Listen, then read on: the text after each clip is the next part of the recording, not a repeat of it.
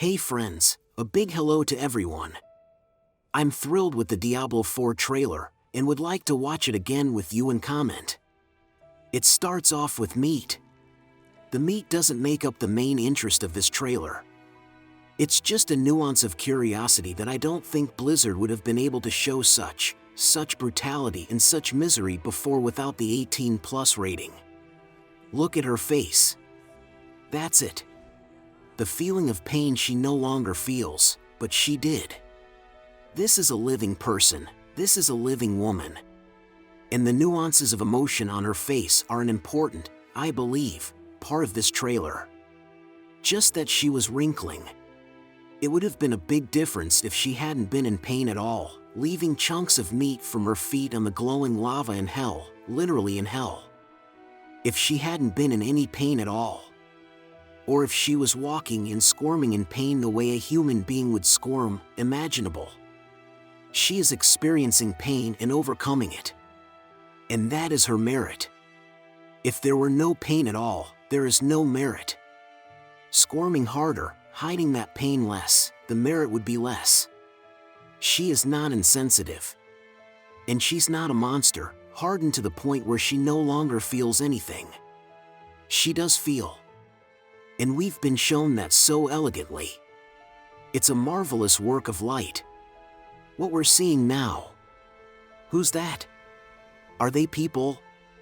Or are they dummies? Or golems? Or magical creatures? They are humans. We can tell it's human by a single small flesh-colored spot. The nose. One single spot answers all questions. Yes, they're people. It's an army of people who have descended into hell. And we learn that they are humans, descendants of angels and demons, in hell when the angelic light falls on them. The angelic light makes these beings, in the eyes of the beholder, human. We learn that they are human because the light of the Anarius has fallen on them. Anarius appears first, illuminating his army. The appearance of the Anarius is first of all the illumination of the people, and then the Anarius himself, who appears marvelously completely out of a flash of light. Anarius, made of light and music, appears in a flash of light. There will be music later. And where does he look? He's looking at questions about working with light. Into the depths of hell, into an empty scorched earth where there is nothing but lava, rocks, spikes. That's where he looks. Out of the lava ejection comes the light. And suddenly we see an army of relatively small demons. What's the job with the light? Again. I want to show it again. How do we almost physically feel the power of that sonic impulse? Speaking of the music that angel is made of, how it meshes well incidentally with the lore, how do we almost physically feel the power of that impulse, launched without any effort by a perfect gesture? Could the nature of the angels be better illustrated than with this effortless perfect gesture, which creates a sonorous impulse out of light? Could the contrast of the force of this impulse, which we can almost feel, the sonic impulse, and the lack of effort on the part of Anarius when he makes the gesture, have been better played? It's a stunning contrast that creates such a vivid sense of this sound wave. How well we feel this difference between Anarius' lack of effort and the effect this sound wave has on the demons.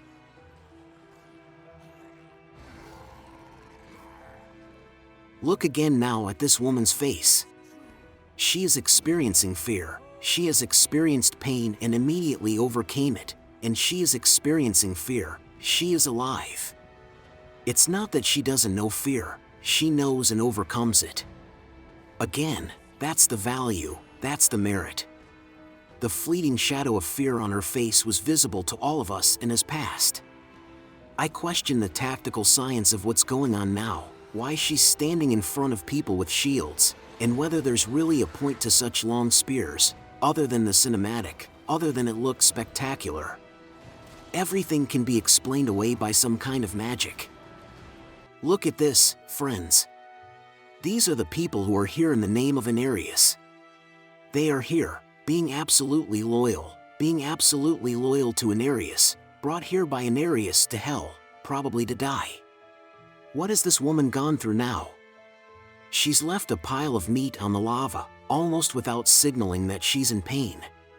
She's afraid of what's happening now, and we've seen that too. What's on her mind right now? What's on the minds of these people who are here because of Anarius? And what is going on with Anarius? Is he towering over them and looking somewhere? Is he looking at his charges? Is he watching them slaying demons? What is he doing towering over them? This one shot alone makes so much sense, such a narrative, so powerful in such a short time. Where is Anarius looking? At this time, Anarius is looking at Lilith. He's looking at his ex-girlfriend, who's not even paying attention to him. A lot of attention. She's leaving. She's not going to continue to be a part of this. And he's here for her. Here they are, all these people, for him. And he's looking at Lilith neglecting him. That's the attitude of angels and people. What's in the heads of these people? Why are they here? And what is the purpose of Anarius, towering over them, illuminating them? He is here for the former while they die for him. Look!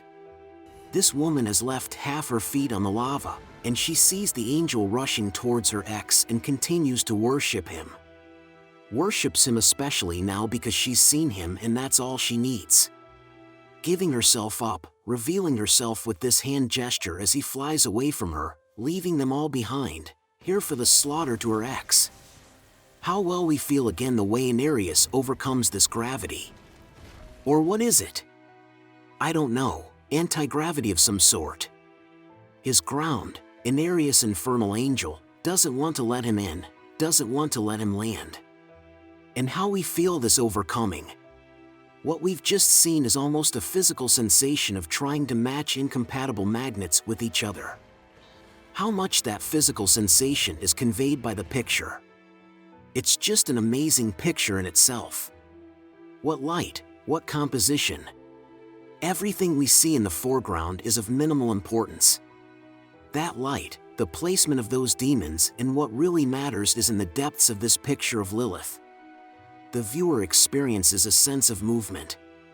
We move from the foreground, the big, area-occupying but unimportant plane through this light, through this space, through the tunnel to the small point, to the small area on the screen that makes the most sense. That is our target. That little dot. That's the goal of this picture. That's the goal of the viewer in this case.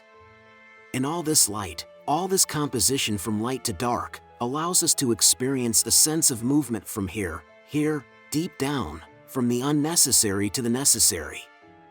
And the spear, friends, is now making exactly the path the viewer has made in his mind, deep into the picture. As we have moved, so exactly behind us now, repeating our path, the spear moves, curtain goes down. Applause.